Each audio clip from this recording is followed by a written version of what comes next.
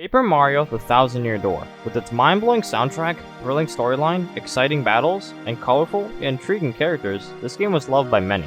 This Paper Mario game was praised for many other reasons, including its unique gameplay, amazing graphics, and even more. It was the second game in the Paper Mario series, with its prequel, Paper Mario for the Nintendo 64, which I'll make a video about in the near future. This Mario role-playing game was honestly amazing at the time. It had a classic turn-based fighting system which was neat. A ton of people loved this game, such as myself, but I never had the chance to get very far due to various reasons that I'll explain later. Just remember, if you liked the video, make sure to like it or subscribe to the channel for more content. Now let's get into the video's intro.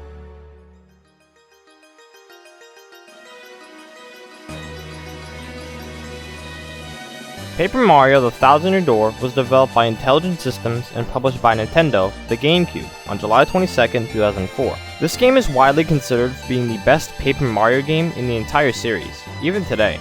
Many people, including myself, believe this game to be great, in which it was. The game had its flaws, but compared to some of the other Paper Mario games, they weren't that bad. I'm not entirely sure that The Thousand-Year Door was one of the most notable games on the GameCube, but it was definitely among some of the most enjoyable games on there. In this video, I'll be talking about what made The Thousand-Year Door so good, such as the storyline, design, gameplay, music, characters, and the combat. The game gave more character, better visuals, more detailed game mechanics, and new interesting areas. If you leave the video at any point, be sure to check the links and timestamps below for more info. Also be sure to like the video or subscribe to my channel for even more videos. Now, I'll officially stop stalling and get into the actual video, and into almost every reason why The Thousand-Year Door was truly a great Mario game.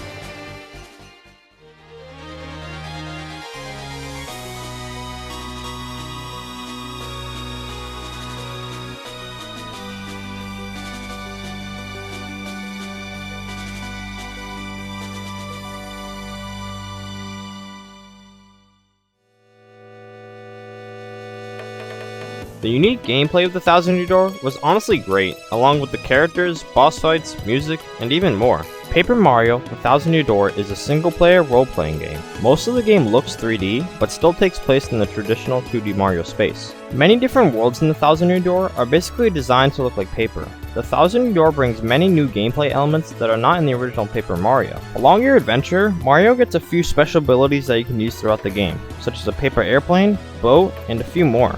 Some of these are even used to complete puzzles or do certain things. Throughout the game, up to 7 characters are added to the player's party and can be switched out at any time, even in combat. Each character has a certain skill, and some characters are even needed to complete puzzles. Party members will follow Mario around and even help him in battle. Throughout the game, the player can also briefly play as Peach and even Bowser at certain points, who tries to steal the crystal stars before Mario gets to them. The gameplay of The Thousand-Year Door was honestly phenomenal, and a lot better than the first Paper Mario game. Now onto one of the best aspects of the game, the great storyline. The storyline of The Thousand-Year Door was honestly great, and somewhat astonishing. There was just a lot to the story itself. The storyline and the combat were probably two of the best parts about the game. The story was unique and intriguing, along with the combat, which was the other big aspect of the game. It's definitely two of the main known reasons why the first two Paper Mario games were amazing. I've only gone as far as Chapter 1, and then I lost the disc, which became lost forever, like many of my other games. Anyways, the story of The Thousand-Year Door began long ago, where a peaceful and thriving town once was. A terrible cataclysmic tragedy had fallen upon the land and its people. The town had sunk into the depths of the earth, and became lost and forgotten. The legend of the story was passed on. One day, Princess Peach delivers a magical treasure map to Mario, and Peach is then captured. Mario then finds out that the map can lead to 7 legendary crystal stars, which are needed to unlock the Thousand-Year Door. The story is set in the Mushroom Kingdom. The game has 8 chapters, including its prologue, and they all take place in many unique areas. Towards the end of the story, the treasure turns out to be the Shadow Queen, who was dormant for a very long time, and the reason that caused the ancient town's cataclysmic tragedy. With the help of all the crystal stars, Mario is able to defeat the Shadow Queen. In the end, Mario and Peach return home together, leaving Rogueport and their friends behind. Now onto the design of the game. The art style and design of The Thousand-Year Door was a job well done. The characters and enemies as a whole had a unique design to them. The entire world had a paper-like design to it, which was awesome. The writing in the game was also well written. The dialogue and fantastic characters are what really made the game enjoyable. The characters were somewhat amusing and weren't that boring like a lot of other games. It's the little things that really make the early Paper Mario games so great because of their immersive detail and unique quality. Most of the chapters, if not all of them, were excellent. The design was great, even in battle, whether you're fighting enemies or bosses. There were even spectators in the audience that either cheered when you did good or threw damage-causing items at you if you did bad, and would even leave the stage entirely. There were also many different designs in the background while fighting, which made the combat enjoyable. Now onto the game's characters. This might end up being a short topic, but there were so many characters in this game that were great. This includes some bosses as well. Most, if not all, of the partners were magnificent, and most of the bosses were great and exciting to fight against. The enemies were excellent, even though some of them were annoying to battle with. Even a lot of the side characters that you meet are cool as well. In the first 2 games of the series, party members will follow Mario wherever he goes, and interact with him along the way. They usually all have special abilities. They also fight alongside Mario in battle. A lot of the characters in the game were colorful and creative. The way the dialogue was shown when you were speaking with someone was ingenious. Now enough about the characters, now onto the fascinating soundtrack. The soundtrack in The Thousand Year Door was most definitely considered to be a stunning one at that. Many people thought that the soundtrack was either one of the best parts about the game, or the worst, due to its outright wackiness. The music was either electrifying, soothing, or even enjoyable at the same time. In my opinion, I personally thought that the design was one of the best features about this game, but the soundtrack was also cool as well. Many people have considered the soundtrack of The Thousand Year Door to be great, and a lot of the music within the game and soundtrack were either astounding or even psychedelic. The music was also unique because it was distinguishable from many other Mario games. I didn't really put any of the strange or wacky songs in this video, but because there are just so many songs, I just decided to put the ones that were probably among the best in the soundtrack. As you progress further throughout the game, the music just gets more bizarre, but cooler nonetheless. I feel like this is what most people felt when playing The Thousand Year Door. They would listen to some of this funky music that was so wacky, which was kinda nice to listen to while playing. Most of the music was strange, yet great at the same time. Don't get me wrong, this soundtrack obviously had many beloved songs on there, but a lot of them were just outright crazy.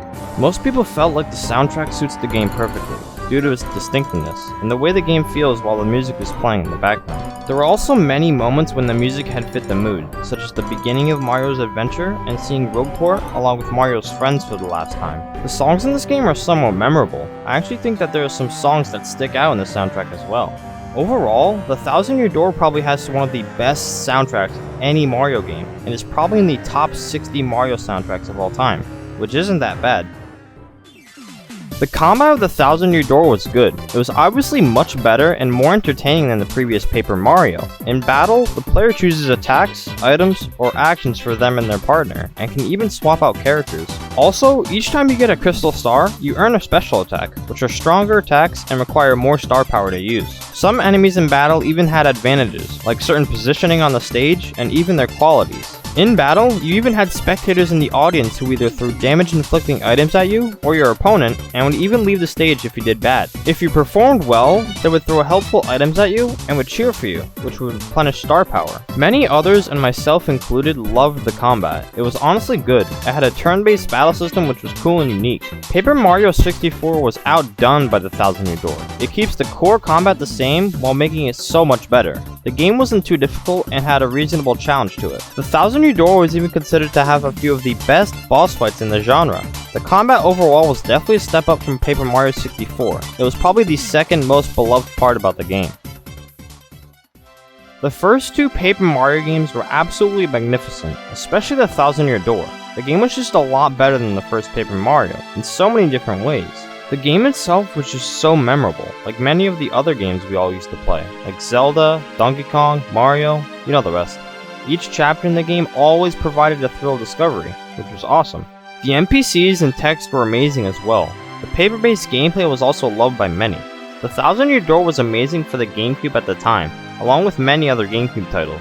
The gameplay was phenomenal, along with the storyline. The story itself just differentiated from other Mario games as well, with the whole Bowser kidnapped Peach idea, like the majority of the Mario games. The game gets almost everything right. The plot, the writing, the combat, most of it. The Thousand Year Door was obviously by far one of the greatest, best-selling GameCube games ever made. After the Thousand Year Door, many fans of the Paper Mario series had felt that the originality and unique concepts of the game had changed too much, and even the combat was changed entirely. This is why the first two Paper Mario games were probably the best games in the series. They just changed the game too much after the Thousand Year Door. But still, if you've never played this game, or Paper Mario 64, you should definitely try them out. So whether you love the Thousand Year Door or hate it, this game along with its prequel, Paper Mario 64, will always stay original and creative. I hope you enjoyed my take on Paper Mario the Thousand Year Door. This game was good all around. As always, make sure to like the video or subscribe to my channel, and feel free to comment what you think down below. I will be posting many more videos on classic GameCube and N64 games that you know and love, and many other videos as well. Check out the links and timestamps below for more info, or just read the description. This was my first YouTube video. It's been a pleasure making it. I hope you enjoyed watching, and yeah, I'll see you guys in the next one. Peace.